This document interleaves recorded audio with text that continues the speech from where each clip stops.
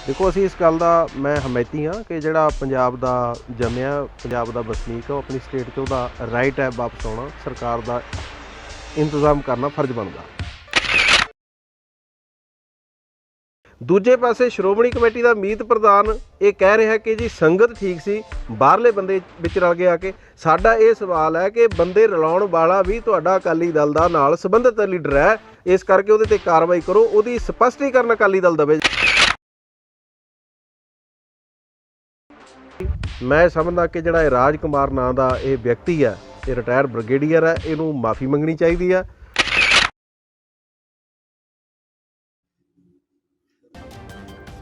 सचखंड श्री हजूर साहब तो वापस परत रहे श्रद्धालुओं के विचों कुछ श्रद्धालु कोरोना वायरस के पॉजिटिव पाए जा रहे हैं, पर हुण इस गल नूं लैके एक वड्डा खुलासा हो गया है। एसजीपीसी के विरोधी धिर के मैंबर भाई गुरप्रीत सिंह रंधावा ने श्री हजूर साहब तो आए श्रद्धालुओं के वड्डी गिनती च कोरोना पॉजिटिव होने तो बाद एक वड्डा खुलासा किया है। उन्होंने तथ्यों के आधार पर वड्डी लापरवाही के दोष लगाते हुए एक प्रैस वार्ता दौरान कहा कि नंदेड़ श्री हजूर साहब की संगत के नाल उत्थों तेलंगाना ते महाराष्ट्र के विच काम करने वाले लोग भी इन्हां बसां दे विच ही आए ने। उन्होंने दस्सिया है कि हुशियारपुर खेतर नाल जुड़े एक सेवा मुक्त ब्रिगेडियर राजकुमार जो कि बलाचौर के हलका इंचार्ज वांगू विचरते हैं, उन्होंने वालों केंद्रीय मंत्री बीबा हरसिमरत कौर बादल ਨੂੰ एक चिट्ठी लिखी गई सी, जिस दे विच उन्होंने वालों कहा गया सी कि ਜਿਹੜੇ लोग उत्थे काम करते हैं वो उत्थे फस चुके हैं और उन्होंने भी वापस लिआंदा जावे। होर की वड्डा खुलासा उन्होंने वालों इस प्रैस वार्ता दे विच कीता गया है, आओ तुसीं भी सुनो। देखो गल ये आ कि जो हजूर साहब तो सिख श्रद्धालु आए उन्होंने लैके जिस किस्म का वाद विवाद ਜਾਂ ਉਹਦੇ ਤੇ ਪੋਲਿਟਿਕਸ ਹੋ ਰਹੀ ਹੈ ਬਹੁਤ ਹੀ ਦੁਖਦਾਈ ਹੈ, ਜਿਹਦੇ ਵਿੱਚ ਕੁਝ ਪਹਿਲੂ ਸਾਹਮਣੇ ਆਏ ਨੇ। ਮੈਂ ਪਿਛਲੇ ਦਿਨਾਂ ਦੇ ਵਿੱਚ ਵੀ ਜ਼ਿਕਰ ਕੀਤਾ ਸੀ ਕਿ ਬਿਮਾਰੀ ਜਿਹੜੀ ਹੁੰਦੀ ਹੈ ਬਿਮਾਰੀ ਹੁੰਦੀ ਹੈ ਔਰ ਬਿਮਾਰ ਨੂੰ ਮਰੀਜ਼ ਕਿਹਾ ਜਾਂਦਾ ਹੈ ਤੇ ਬਿਮਾਰ ਦਾ ਧਰਮ ਦੇਖਣਾ, ਧਰਮ ਦੇ ਜਿਹੜੇ ਥਰਮਾਮੀਟਰ ਮੀਡੀਆ ਨੇ ਲਾਏ, ਮੈਂ ਉਹਦੀ ਨਿਖੇਧੀ ਕੀਤੀ। फिर जे साडे सेहत मंत्री का चंगा बयान नहीं आया, मैं उसकी निखेधी की। जिथे जिथे सरकार दीयां कमियां रहियां मैं वो भी उठाइयां, पर एक बड़ा गंभीर मसला जिहड़ा साडे सामने आया है, जिहदे नाल असीं बहुत सोचण लई मजबूर होए हां, वो ये आ कि ब्रिगेडियर राजकुमार नवां शहर दे जिहड़े रहण वाले ने और अकाली दल दे वो लीडर ने है ਜਾਂ नहीं है, ये अकाली दल ਨੂੰ क्लीयर करना चाहिए। पर जो एक फैक्ट निकल के आया कि उन्होंने बीबी हरसिमरत कौर बादल ਨੂੰ चिट्ठी लिखी सी कि महाराष्ट्र ਦੇ ਵਿੱਚ ਸਾਡੇ ਇਲਾਕੇ ਦੇ ਕਾਫੀ ਮਜ਼ਦੂਰ ਨੇ ਜਿਹੜੇ ਵੱਡੀ ਗਿਣਤੀ ਦੇ ਵਿੱਚ ਗਏ ਹੋਏ ਨੇ, ਉਹਨਾਂ ਨੂੰ ਵਾਪਸ ਬੁਲਾਉਣ ਦਾ ਇੰਤਜ਼ਾਮ ਕੀਤਾ ਜਾਏ। ਦੇਖੋ ਅਸੀਂ ਇਸ ਗੱਲ ਦਾ ਮੈਂ ਹਮੈਤੀ ਹਾਂ ਕਿ ਜਿਹੜਾ ਪੰਜਾਬ ਦਾ ਜੰਮਿਆ ਪੰਜਾਬ ਦਾ ਵਸਨੀਕ ਹੈ ਉਹ ਆਪਣੀ ਸਟੇਟ 'ਚ ਉਹਦਾ ਰਾਈਟ ਹੈ ਵਾਪਸ ਆਉਣਾ, ਸਰਕਾਰ ਦਾ इंतजाम करना फर्ज बनता। तो जदों सेंटर सरकार की मंजूरी मिलती आ तो ब्रिगेडियर साहब ने फिर धन्नवाद किया बीबा जी का, और धन्नवाद करन तो बाद फिर ब्रिगेडियर साहब ने एक अपनी फेसबुक के उत्ते एक अपील पाई जिहड़े लोग उत्थे रह रहे ने उन्होंने कहा कि वापस आउण दा इंतजाम हो गया, तुसी सारे हजूर साहब पहुँच जाओ। देखो ये सब नूं पता है कि महाराष्ट्र दे विच जिहड़ा करोना वायरस है उहदी स्पीड जिहड़ी है हिंदुस्तान दे विच सब तो वध रही।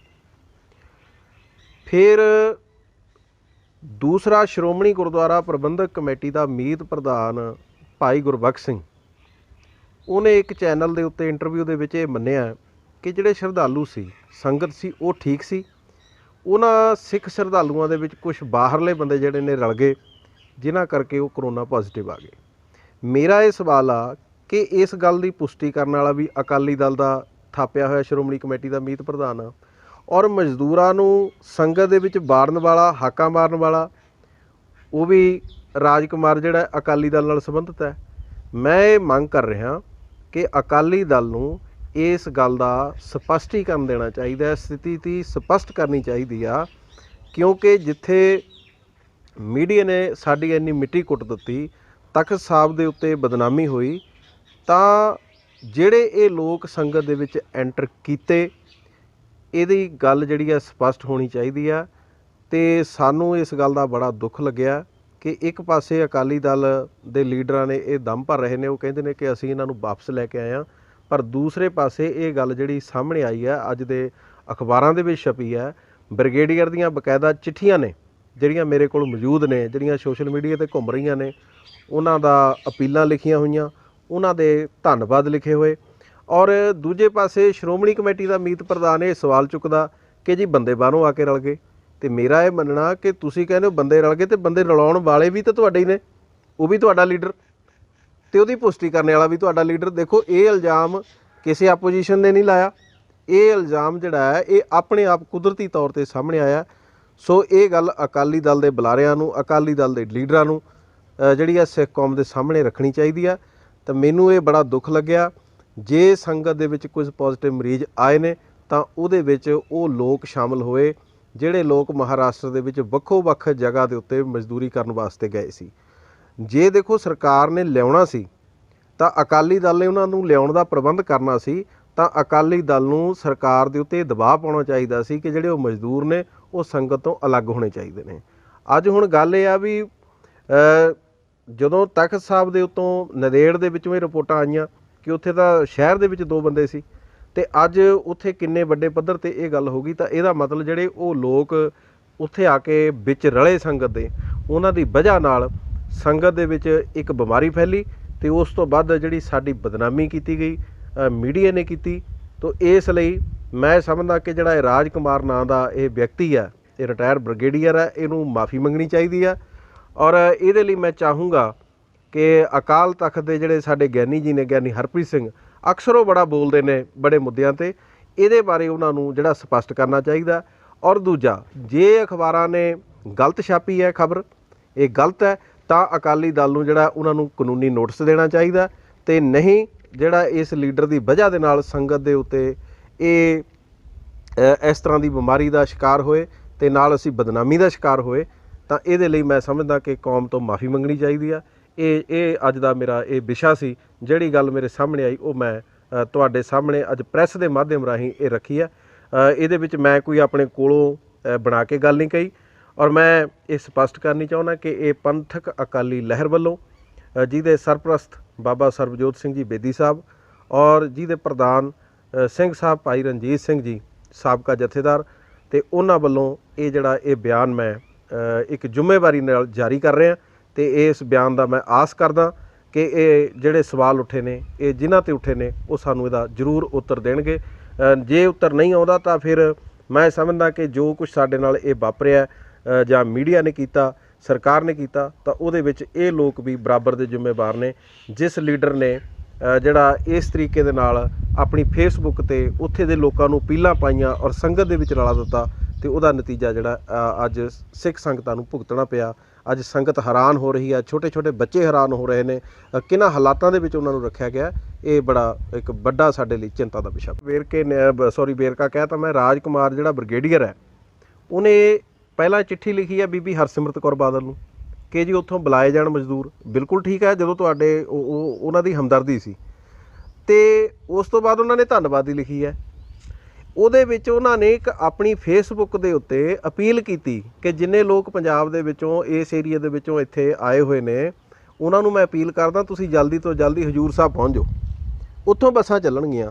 ਮੈਂ ਇਹ ਜਾਂਚ ਮੰਗਦਾ ਕਿ ਉਹ ਮਜ਼ਦੂਰ ਉੱਥੇ ਆਏ ਜਾਂ ਉਹ ਵਿੱਚ ਰਲੇ, ਤੇ ਇਹਦੀ ਜਾਂਚ ਹੋਣੀ ਚਾਹੀਦੀ ਹੈ। ਇਹ ਬਲਕਿ ਮੈਂ ਮੁੱਖ ਮੰਤਰੀ ਪੰਜਾਬ ਨੂੰ ਵੀ ਕਹਿਣਾ ਚਾਹੁੰਦਾ ਕਿ ਤੁਸੀਂ ਵੀ ਇਸ ਗੱਲ ਦਾ ਨਿਖੇੜਾ ਕਰੋ, ਕਿਉਂਕਿ ਤੁਹਾਡੇ ਕੋਲ ਤਾਂ ਸਾਰਾ ਸਿਸਟਮ ਹੈਗਾ।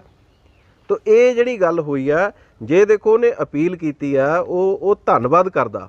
ਦੂਜੇ ਪਾਸੇ ਸ਼੍ਰੋਮਣੀ ਕਮੇਟੀ ਦਾ ਮੀਤ ਪ੍ਰਧਾਨ ਇਹ ਕਹਿ ਰਿਹਾ ਕਿ ਜੀ ਸੰਗਤ ਠੀਕ ਸੀ, ਬਾਹਰਲੇ ਬੰਦੇ ਵਿੱਚ ਰਲ ਕੇ ਆ ਕੇ। ਸਾਡਾ ਇਹ ਸਵਾਲ ਹੈ ਕਿ ਬੰਦੇ ਰਲਾਉਣ ਵਾਲਾ ਵੀ ਤੁਹਾਡਾ ਅਕਾਲੀ ਦਲ ਦਾ ਨਾਲ ਸੰਬੰਧਿਤ ਲੀਡਰ ਹੈ, ਇਸ ਕਰਕੇ ਉਹਦੇ ਤੇ ਕਾਰਵਾਈ ਕਰੋ, ਉਹਦੀ ਸਪਸ਼ਟੀਕਰਨ ਅਕਾਲੀ ਦਲ ਦੇਵੇ ਜਿਹੜਾ ਕੌਮ ਨੂੰ, ਇਹ ਬਜਾਏ ਇਸ ਦੇ ਕਿ ਹੋਰ ਜਿਹੜੀਆਂ ਬਿਆਨਬਾਜ਼ੀਆਂ ਕਰਨ ਦੇ।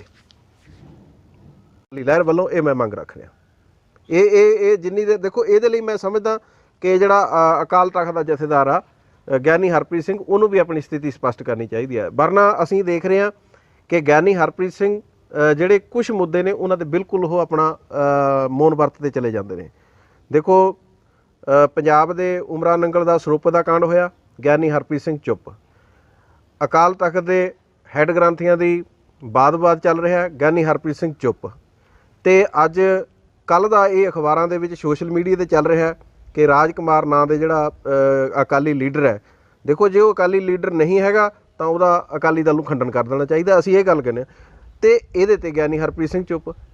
ਤੇ ਬੋਲਣਾ ਕਿਹੜੇ ਮੁੱਦੇ ਤੇ ਆ, ਤੇ ਜਿਹੜੇ ਮੁੱਦੇ ਤੁਸੀਂ ਬੋਲਦੇ ਹੋ ਉਹ ਮੁੱਦੇ ਪਹਿਲਾਂ ਹੀ ਸਿੱਖ ਸੰਗਤ ਦੇ ਜ਼ਿਹਨ 'ਚ ਹੈ, ਸਿੱਖ ਸੰਗਤ ਅਲਰਟ ਹੈ। ਸੋ ਮੇਰੀ ਇਹ ਮੰਗ ਆ ਕਿ ਉਹਨਾਂ ਨੂੰ ਵੀ ਇਸ ਗੱਲ ਦੇ ਉੱਤੇ ਸਪਸ਼ਟ ਕਰਨਾ ਚਾਹੀਦਾ। ਜਦੋਂ ਇੱਕ ਸ਼੍ਰੋਮਣੀ ਕਮੇਟੀ ਦਾ ਮੀਤ ਪ੍ਰਧਾਨ ਇਹ ਕਹਿ ਰਿਹਾ ਗੱਲ ਕਿ ਹਾਂਜੀ ਬਾਹਰਲੇ ਬੰਦੇ ਐਂਟਰ ਕਰ ਗਏ, ਤੇ ਦੂਜਾ ਜਿਹੜਾ ਐਂਟਰ ਕਰਾਉਣ ਵਾਲਾ ਹੈ ਅਪੀਲਾਂ ਕਰ ਰਿਹਾ ਉਹ ਵੀ ਅਕਾਲੀ ਦਲ ਨਾਲ ਸੰਬੰਧਿਤ ਹੈ। ਫਤਿਹਗੜ੍ਹ ਸਾਹਿਬ ਤੋਂ ਸੰਜੇ ਸੈਣੀ ਦੀ ਸਪੈਸ਼ਲ ਰਿਪੋਰਟ ਦੇ ਨਾਲ ਬਿਊਰੋ ਰਿਪੋਰਟ ਦਾ TV NR ਰਾਏ।